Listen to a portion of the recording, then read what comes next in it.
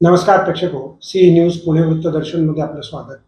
पुणे महानगरपालिकेचा 15,000 कोटी रुपयाचा स्थायी समितीचा अर्थसंकल्प श्रीनाथ विमाले यांनी आज महापालिकेत सादर केला। यामध्ये अनेक नवीन गोष्टींचा समावेश जरी असला तरी त्यामध्ये मागच्या वर्षी ज्या काही भूमिका प्रशासनाच्या होत्या त्या प्राधान्याने त्यात दिसत आहे। तेव्हा जाऊयात आपण श्रीनाथ विमाले यांच्याकडे। माहिती तंत्रज्ञान क्षेत्रात जागतिक स्तरावर आपली ठळक ओळख निर्माण करत आहे। देशात सर्वाधिक वेगाने विकसित होणारे महानगर या दिशेने आपल्या शहराची दमदार वाटचाल होत असून आधुनिकता परंपरा यांचा समतोल साधण्यात येत आहे। शहरवासियांचे दैनंदिन जीवनमान उंचवण्याबरोबर उद्याचे पुणे अधिक सक्षम, सुसज्ज, शाश्वत राहण्यायोग्य कसे होईल याचा सर्वकष विचार करून 2026-27 चे अंदाजपत्रक तयार करण्यात आले आहे। महानगरपालिकेच्या कारभारात लोकसहभाग वाढवण्यासाठी आम्ही प्रयत्नशील आहोत। या अनुषंगाने आम्ही अंदाजपत्रक तयार करण्यापूर्वी माझे शहर माझे बजेट या उपक्रमाची घोषणा केली। पुण्याचे सर्वांगीण विकासासाठी नाविन्यपूर्ण योजना सुचवण्याचे आवाहन नागरिकांनी केले। त्याला पुणेकरांनी भरभरून प्रतिसाद दिला। त्यातील महत्त्वाच्या सूचनांचा समावेश या अंदाजपत्रकात करण्यात आला आहे। तसेच शहरातील लोकप्रतिनिधी देखील अंदाजपत्रक साकारण्यात मोलाचे योगदान दिले हे सांगताना मला विशेष आनंद वाटतो। शहराचा वाढता भौगोलिक विस्तार, विविध भागांच्या गरजा, सर्वसमावेशक विकासाचा दृष्टिकोन लक्षात घेऊन प्रत्येक घटकाला न्याय देणारे आणि संतुलित असे पुणेकरांचे अंदाजपत्रक मी मुख्य सभेसमोर सादर करत आहे। हे अंदाजपत्रक पुणेकरांच्या जीवनमानामध्ये सकारात्मक बदल घडवण्यासाठी पुढील 5 वर्षात शहराचा सर्वांगीण प्रगती साधण्यासाठी साकारलेला आराखडा आहे। दिवंगत राष्ट्रपती डॉक्टर APJ अब्दुल कलाम यांचे वाक्य मला कायम प्रेरणादायी वाटतं। सपने वो नहीं होते जो हम सोते वक्त देखते हैं, सपने वो नहीं होते हम सोते वक्त नहीं देखते, सपने वही होते जो हमें सोने नहीं देते।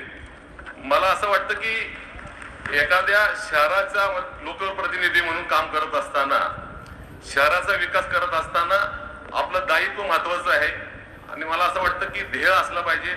विकास करत असताना आपल्या सर्वांगीण विकासाची काळजी आपल्याला असली पाहिजे। नक्कीच आपण ह्या पुणे शहराचे नागरिक लोकप्रतिनिधी म्हणून आपल्याला अभिमान वाटतो।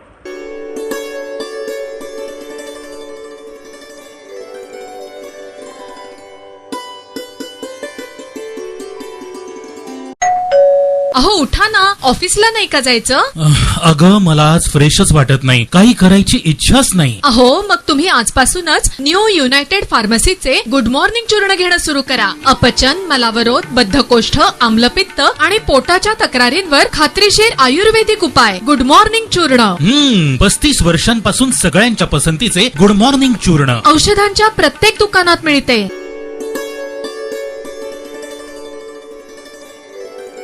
राष्ट्रीय स्वयंसेवक संघाचे प्रमुख मोहन भागवत यांनी प्रत्येक हिंदूनं 3 मुलं जन्माला घातली पाहिजे असे सांगून त्यावरती घटनातज्ञ उल्हास बापट यांनी तीव्र आक्षेप नोंदवला आहे। 2000 सदस्य संसदेमध्ये आपल्याला पाठवावे लागतील आणि त्यामुळे आपली लोकसंख्या ही 210 कोटीच्या वर जाईल। त्यावेळेला हिंदुस्थानचा इन्फ्रास्ट्रक्चर काय होईल? घटनातज्ञ उल्हास बापट।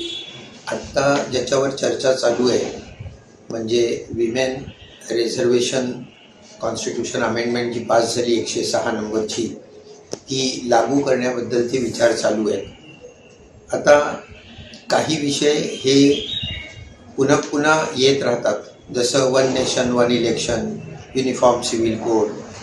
तसं मला आठवत आहे की विमेन रिझर्वेशनचा बिल जे मांडलं गेलं प्रथम गुजरात पंतप्रधान होते, तर ते जॉईंट सिलेक्ट कमिटीकडे पाठवलं गेलं होतं पार्लमेंटच्या, आणि जिथे मला बोलायकरता बोलवलं होतं। तेव्हापासून म्हणजे 30 वर्ष गेले हे चालू आहे।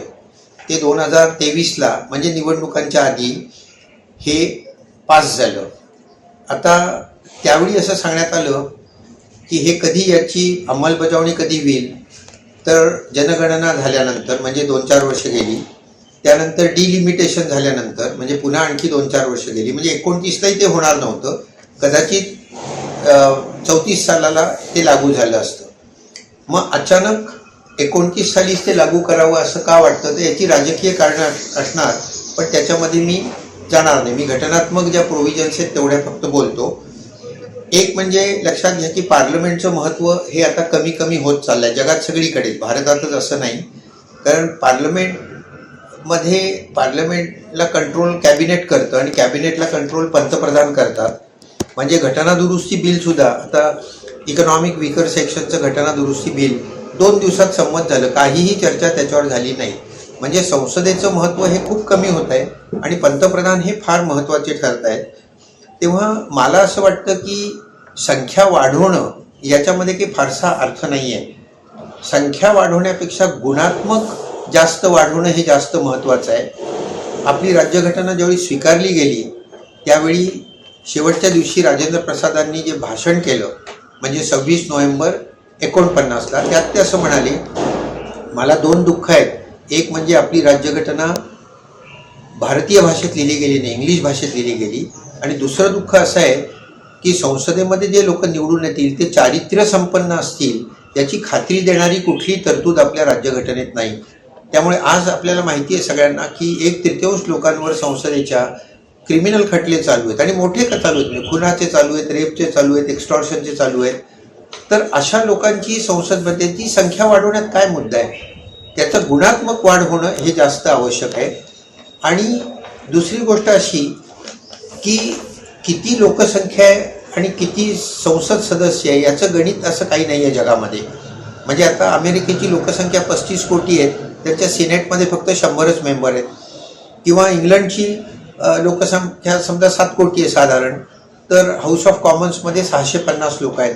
आता हे प्रमाण धरलं गृहीत तर मग 140 कोटी करता 14,000 सदस्य असायला पाहिजेत. तेव्हा तसं काही नातं नसतं.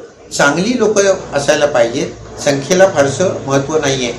नाहीतर मग आता उदाहरणार्थ मोहन भागवत परवाच म्हणाले की प्रत्येक हिंदू कुटुंबामध्ये 3 मुलं जन्माला यायला पाहिजे. म्हणजे ही संख्या 140 कोटीवरनं 210 कोटीवर आणखी 15-20 वर्षात जाईल. मग काय 20,000 मेंबर करायचे का संसदेचे? तेव्हा हे पोरखेळ आहे अक्षरशः. परंतु एक गोष्ट लक्षात घ्या, मी क्लिअर करतो, गैरसमज होऊ नये कोणाचा म्हणून, की स्त्रियांचं रिझर्वेशन जे आहे ते व्हायलाच पाहिजे, 1/3 रिझर्वेशन. फक्त संख्या वाढवायचं जे आहे त्याला काही माझ्या मते फारसा अर्थ नाही.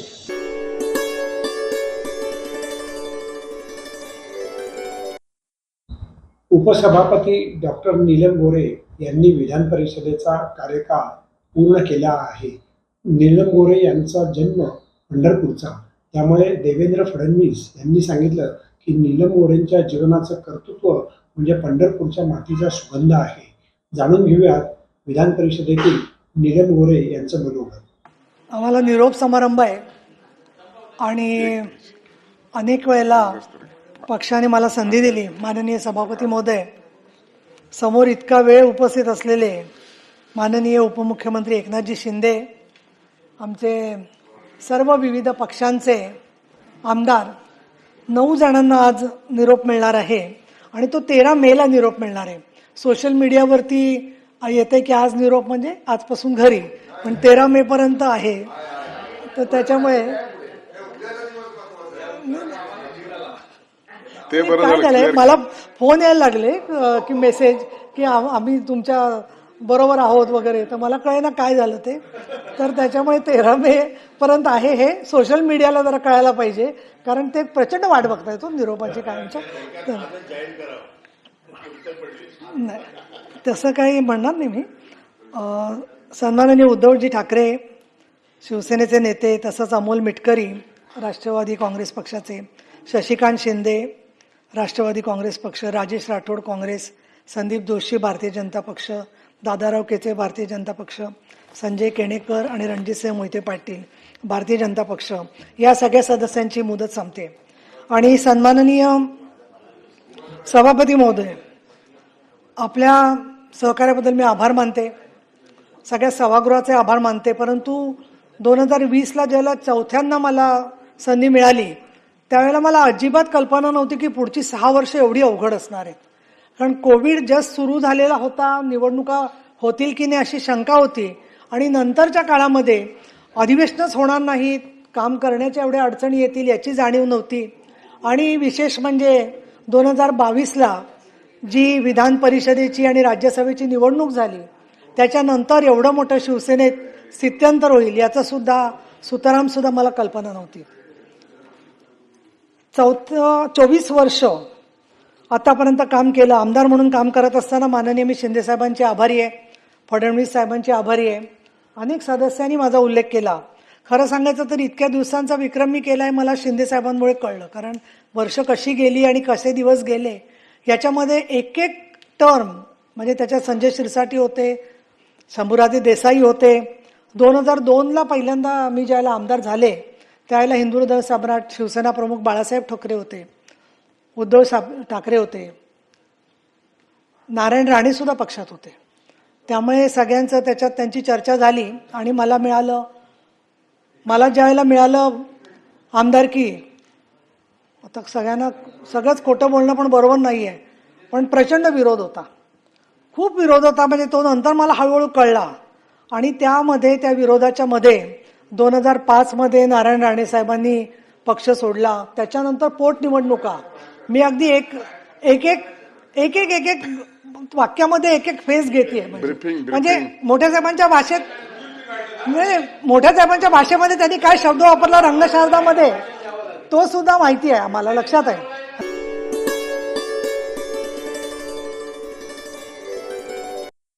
नमस्कार प्रेक्षको, सी न्यूज पुणे वृत्तदर्शनमध्ये आपलं स्वागत.